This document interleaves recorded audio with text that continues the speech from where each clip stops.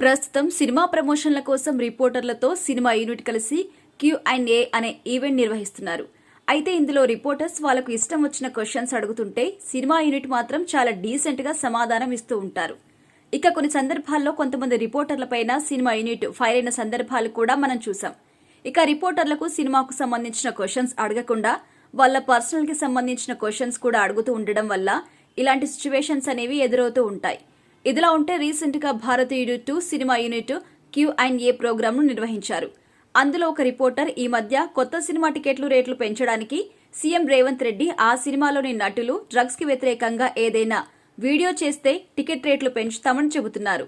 మీరు దానికి సిద్ధమేనా అంటూ అడగగా దానికి సిద్ధార్థ్ సమాధానంగా, నేను ఇండస్ట్రీకి వచ్చిన మొదట్లోనే సోషల్ రెస్పాన్సిబిలిటీగా ఫీల్ అయ్యి అందరూ కండోమ్స్ వాడండి అంటూ ఒక యాడ్ కూడా చేశాను. మా ఆర్టిస్టులందరికీ కూడా సోషల్ రెస్పాన్సిబిలిటీ ఉంటుంది అంటూ తాను మాట్లాడారు. ఇక అక్కడి వరకు బాగానే ఉంది, కానీ ఆ తర్వాత అది ఎలా కన్వే అయింది అంటే సినిమా యూనిట్ ఏదైనా వీడియో చేస్తేనే సీఎం టికెట్ రేట్లు పెంచుతాను అన్నాడు. కానీ ఆయన చెప్పక ముందు నుంచే మేం సోషల్ రెస్పాన్సిబిలిటీ ఫీల్ అయ్యాము అంటూ సిద్ధార్థ్ మాట్లాడినట్టుగా కన్వే అయింది. ఇక దర్శక నిర్మాతలు వాటి ద్వారా తమ సినిమాకు ఏదైనా భారీ ముప్పు జరగవచ్చని సిద్ధార్థ్ సర్ది చెప్పినట్టుగా తెలుస్తోంది. దానివల్ల ఈవెంట్ మొత్తం ముగిసిన తర్వాత సిద్ధార్థ్ తన ఈ విషయం మీద వివరణ ఇచ్చుకోవాల్సిన అవసరమైతే వచ్చింది.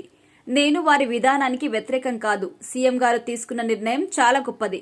నేను ఆ నిర్ణయంతో ఏకీభవిస్తాను. నేను చెప్పిన విషయం వేరు, అక్కడ కన్వే అయిన విషయం వేరు అంటూ సిద్ధార్థ్ క్లారిటీ ఇచ్చారు. ఇక అందరూ భారతీయుడు 2 సినిమా చూడండి, చాలా బాగుంటుంది అని చెబుతూనే నేను ఎవరినైనా హర్ట్ చేసి ఉంటే సారీ అని కూడా చెప్పాడు. ఇక ఇదిలా ఉంటే ఈసారి ఎవరికి చెబుతున్నాడు అనే విషయం మీద పలు రకాల కథనాలైతే వస్తున్నాయి.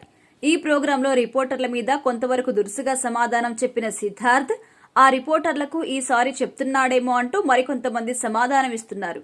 ఇక ఇది చూసిన కొంతమంది మాత్రం ముందుగా అలాంటి మాటలు మాట్లాడడం ఎందుకు, మళ్ళీ సారీ చెప్పడం ఎందుకు, పబ్లిక్ ఈవెంట్లో పాల్గొన్నప్పుడు కొంచెం ఆలోచించి సమాధానం చెప్తే బాగుంటుందని కామెంట్లు చేస్తున్నారు.